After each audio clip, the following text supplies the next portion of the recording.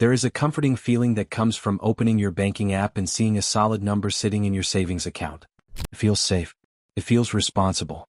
You worked hard for that money, you paid your taxes, and now it's sitting there, protected, waiting for a rainy day. Or at least that's what we are told to believe. But what if I told you that this safety you feel is actually an illusion? What if the money sitting in that account isn't actually staying still, but is slowly, quietly shrinking every single day? It doesn't look like it's shrinking. The number on the screen stays the same. $10,000 today is still $10,000 tomorrow. But the value of that money, what it can actually buy you, the freedom it represents, is evaporating. Most people never notice this until it's too late.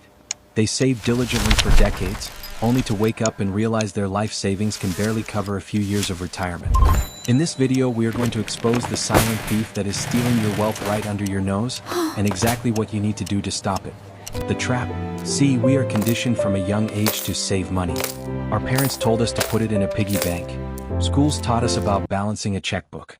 And society praises the saver as the prudent, smart individual. And compared to the person who spends everything they earn, the saver is smarter. But here is the harsh truth that most beginners miss. Saving is only the first step. If you stop at saving, you lose. The trap is the safety illusion.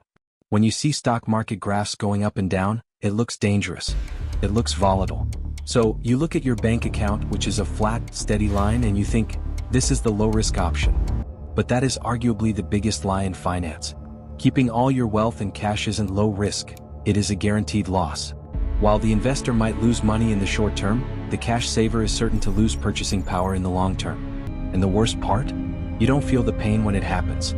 It's silent. The core concept/analogy, let's look at this through a story. Imagine you have a block of ice sitting in a freezer. That freezer represents a solid investment portfolio. It keeps the ice frozen, solid, and preserved. Now, imagine you take that block of ice out and put it on the kitchen counter. That counter is your savings account. At first, the block of ice looks exactly the same. An hour later, it still looks like a block of ice, maybe just a little wet underneath. But give it a day, a week, a month. That solid block turns into a puddle, and eventually, it evaporates into the air. That is exactly what inflation does to your cash. Inflation is the temperature of the room. When inflation is high, the room is hot and your money melts faster. When inflation is low, it melts slower. But make no mistake, if your money is not invested, it is always melting. Every year that goes by where your money earns 0.01% in a checking account while the cost of living rises by 3%, 4%, or 5%, you are effectively taking a pay cut. You are working the same hours for less reward. The boring truth. Now, fixing this doesn't require you to become a day trader. In fact, the solution is incredibly boring. It doesn't involve checking crypto charts at 3 a.m. or trying to flip houses. The solution is simply moving your money from a melting environment to a growing environment. The wealthy understand this. They rarely hold large amounts of cash. They hold assets. Real estate, stocks, businesses. They know that cash is trash. It's a tool for transactions, not a store of value. The boring truth is that you need to become comfortable with being uncomfortable. You have to move your money into places that might look volatile on a daily basis, because that volatility is the price you pay for growth. You have to trade the false security of the bank account for the real security of owning a piece of the global economy. The hard numbers? Let's put some real numbers behind this because the math is terrifying if you ignore it. Let's say you have $50,000 sitting in a standard bank account. And let's assume inflation runs at a historical average of about 3% per year. After just 1 year, your $50,000 still says $50,000 on the screen. But its purchasing power has dropped to roughly $48,500. You lost $1,500 of value without spending a dime. Now, fast forward 10 years. If you keep that money safe in the bank, that $50,000 will only buy you what $37,000 can buy you today. You have lost nearly 25% of your wealth. Gone. Vaporized. Now, compare that to investing. If you had put that $50,000 into a basic index fund earning a conservative 7% after inflation, in 10 years, that money wouldn't be worth less. It would be worth nearly $98,000 in today's purchasing power. The difference between saving and the specific vehicle. So, where should this money go? If the bank is the wrong place, what is the right place? For most people, the answer isn't picking the next Amazon or Bitcoin. It's buying the entire haystack. You want to look at a high-yield savings account, HYSA, for your emergency fund. That's 3 to 6 months of expenses. That helps stop the bleeding slightly. But for everything else, You need broad market index funds or ETFs. Think of an S&P 500 ETF or a total world stock market ETF. These are baskets containing the biggest, most profitable companies in the world. The largest When you buy a corporations share of by an market ETF, capitalization. you are buying a tiny piece of Apple, Microsoft, Google, and hundreds of others. You are effectively saying, I believe that over the next 10 to 20 years, human beings will continue to innovate, sell products, and make profits. This is the ultimate hedge against inflation. What? Because when prices go up, inflation, companies charge more for their products. When companies charge more, their revenues go up. When revenues go up, stock prices generally follow. By owning the companies, you are owning the very engine that drives inflation, rather than being the victim of it. Here is the hardest part.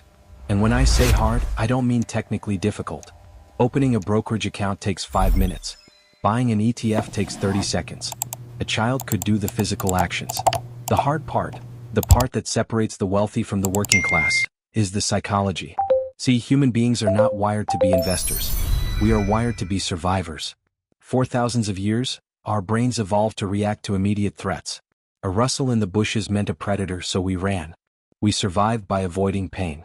But in the stock market, that same survival instinct is exactly what will destroy you. Here is the scenario that breaks most beginners.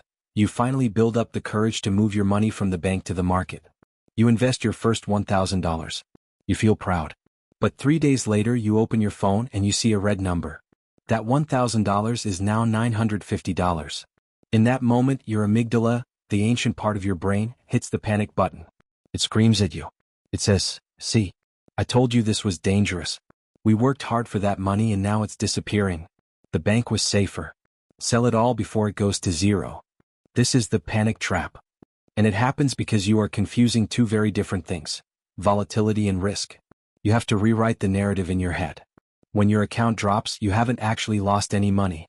You still own the same number of shares. You still own the same piece of the economy. The only thing that changed is the price tag someone is willing to pay for it today. Think of it like your house. If you bought a house for $300,000, you don't check its price on Zillow every single hour. If your neighbor sold his house for cheap because he needed cash quickly, you wouldn't panic and say, oh no, my house is losing value, I must sell it today. You would ignore it because you know the long-term value of real estate.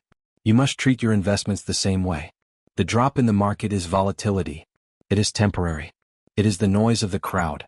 Historically, the market has recovered from every single crash. The Great Depression, the dot-com bubble, the 2008 financial crisis, the 2020 pandemic, and then went on to reach new highs. Now compare that to the bank. The bank feels safe because the number doesn't change.